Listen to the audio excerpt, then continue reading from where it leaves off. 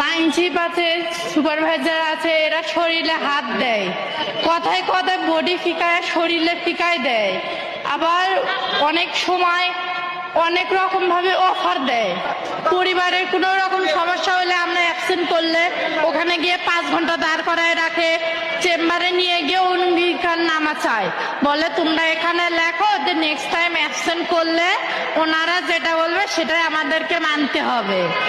দ্বিতীয়ত তারা বলে কাজে ভুল হলে, কাজ করলে ভুল হবে, আমরা তো রোবট না যে আমাদের ভুল হবে না, আমরা মানুষ, আমরা কাজ করে আমাদের ভুল হয়েছে ডাকছে, আমাদের বলে ভুল হয়েছে কেন, আমরা বলছি হ্যাঁ আর হবে না, এরকম কথা বলছি। তিনি আমাদেরকে চর মারতে চায়, জুতা দেখায়, পকেট থেকে বাজে জিনিস বের করে দেখায়, যেটা বলতেও আমাদেরকে লজ্জা লাগে।